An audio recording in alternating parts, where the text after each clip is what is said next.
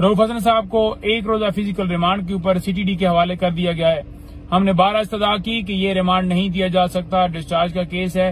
रऊफ साहब के ऊपर इल्जाम ये लगाया गया है कि 3 लाख रुपया इन्होंने वकास जंजुआ को दिया है कि आप कलदम तंजीमों से मवाद खरीदें। यानी किस तरह मुज़क्का खेज आम शहरियों को, पाकिस्तान के मुहिब वतन पाकिस्तानियों को आप दहशतगर्द बना रहे हैं। वकास जंजुआ जो है इंटरनेशनल मीडिया के कोऑर्डिनेटर, उनके ऊपर भी इसी तरह से एक मुज़क्का खेज मुकदमा बनाया गया। एक में उसकी जमानत हुई और दूसरे में आज जमानत जो है वो खारिज कर दी गई है। ये पहले वाला मुकदमा था जिसमें खारिज की गई है, जिसमें रऊफ हसन साहब का फिजिकल रिमांड 1 दिन के लिए दिया गया है। ये मुकदमा ऐसे ही बनाया गया था कि जनाब इसका ताल्लुक जो है कलदम तंजीमों के साथ है, राबता है, उनसे मवाद खरीदता है, ये है वो है, हमने नाके से इसे गिरफ्तार किया, फलां किया, इसके पास नीला बैग था। हालांकि वकास जंजुआ को घर से जिस तरह से ले गए हैं वो वीडियो CCTV फुटेज सामने है और हमने चलाए भी हैं, लेकिन फिर भी झूठे मुकदमात बनाए जाते हैं। फिर अदालत में वो वीडियो भी पेश की जाती है, लेकिन अदालत देखती जरूर है, लेकिन वो फोरेंसिक हो जाए जी, उधर से टेस्ट आ जाए जी, इधर से टेस्ट, सबको पता है झूठे केसेस हैं।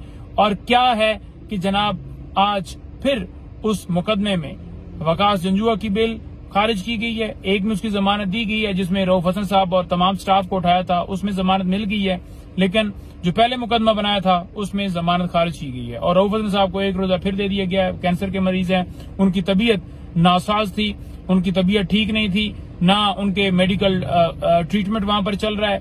मतलब आप किसी कानून, किसी आइन के तहत आप किसी के बुनियादी हकूक सलब नहीं कर सकते हैं। अगर कोई बीमार होता है तो दवाई आपने देनी है, आप किसी के ऊपर तशद्दुद नहीं कर सकते, किसी को टॉर्चर नहीं कर सकते, लेकिन ये सारा कुछ हो रहा है। इसके अलावा शहबाज गिल, उनके भाई को अगवा किया गया, अजहर मशवानी के भाइयों को अगवा किया गया। इसके अलावा और हमारे कितने लोग सोशल मीडिया के, उनको अगवा किया गया। हाजी इम्तियाज अहमद ने उनको अगवा किया गया। तो आज समाअत थी शहबाज गिल के भाई की। उसमें क्या हुआ? उसमें ये हुआ कि जनाब आकर स्टेट काउंसिल कहते हैं जी कि हमने चेक करवाया है जी, कोई जो है हमें पता नहीं चल रहा कि वो किसी इदारे के पास है, उस इदारे से भी रिपोर्ट ली है, उस इदारे से भी रिपोर्ट, उनको नहीं इन्फॉर्मेशन कि वो किधर है, उनके पास नहीं है। तो लिहाजा तमाम इदारे अपने लोगों को अगवा करने में लगे हुए हैं, लेकिन जहां दूसरी तरफ ओरिजिनल दहशतगर्द हैं उनकी तरफ कोई तवज्जो नहीं है। तो अदालत ने 6 तारीख का दिया है टाइम की, 6 तारीख को आप शहबाज गिल के भाई को हर सूरत अदालत में पेश करें। उन्होंने कहा कि मैं अब ऑर्डर कोई पास करता हूं तो मेरे खिलाफ फिर ट्रोलिंग शुरू कर दी जाएगी, और उन्होंने कहा कि किसी ने डिग्री मेरी चेक करनी है ना तो आज चैम्बर के अंदर। तो मतलब ये है कि अगर जज कोई इंसाफ देता है या कोई इंसाफ की बात करता है तो ये ट्रोलिंग शुरू कर देते हैं। इसी तरह से आपको बताऊं कि जनाब शिवली फराज साहब का नाम ECL में डाल दिया गया, हमारे दीगर लोगों के भी नाम डाले गए हैं। आज ऑनरेबल जज इस्लामाबाद हाई कोर्ट तारिक जहांगीरी साहब ने अहकामात जारी करते हुए उनका नाम ECL से निकाला है।